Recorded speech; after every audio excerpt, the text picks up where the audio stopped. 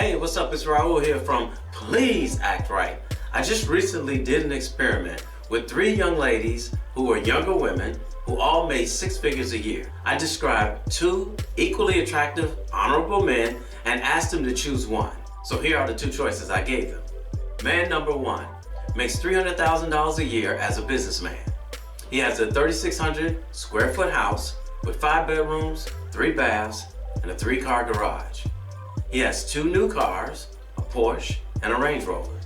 He wears designer clothes and he's family orientated.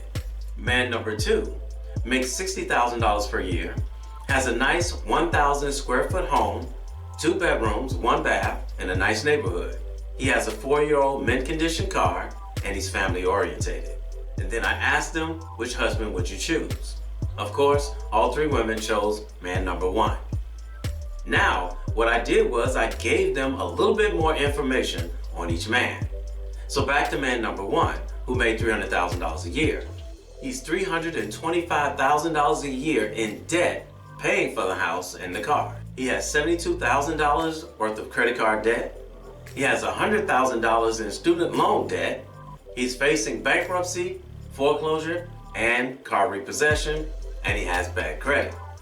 Now back to man number 2. He's paying off his house early because he handles money well. He has 0 credit card debt, 0 student loan debt, consistently saves money, owns 2 rental properties, both having positive cash flow, owns 4 stocks that pays monthly dividends, which he reinvests back into the same company, and his car is paid in full, and he has excellent credit. Now which one do you think they chose? Of course, now they chose man number 2.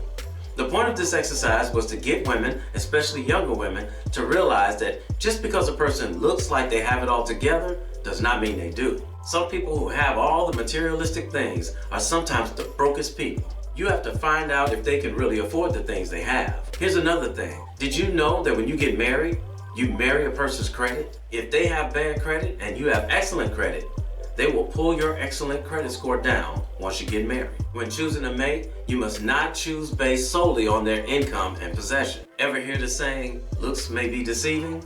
Of course, the $300,000 a year businessman looks good on the surface, but when you dig a little deeper, you realize the material things don't matter if they can't afford them. Ladies, when choosing a mate, you have to think about the future, not just right at the moment. Now, let's look at it from another perspective. What if the $300,000 per year man has everything in order? What if he has his financial situation under control like man number 2?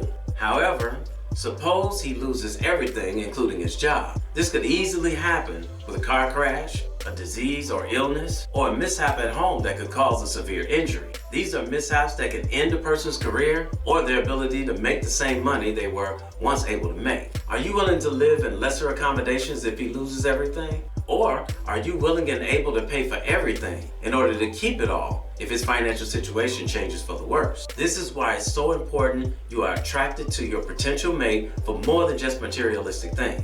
I mean, think about it. In the wedding vows, it says, for richer or for poorer. This is why I constantly tell couples, it's not good to qualify for a mortgage based on both their income. If something was to happen to one income, financial trouble soon to follow. And lastly, don't be so obsessed dating and marrying financially stable partners that you overlook mental, emotional, and spiritual stability. Just because someone makes a lot of money does not mean they're good for you or will be good to you. So hopefully you got something from this video. It's not just about how much a person has or how much money they make. It's also about, can they afford the things they have? And if they lose everything, are you still willing to stay? Please. Look beyond the materialistic things. My name is Raulh, and for heaven's sakes, will you please act right? See you in another video. So if you enjoyed this video, check out one of these 2 videos right here. I'm sure you'll enjoy. And if you want, you can go to my channel and check out videos I have there. I got plenty of them. Go ahead. Don't be scared.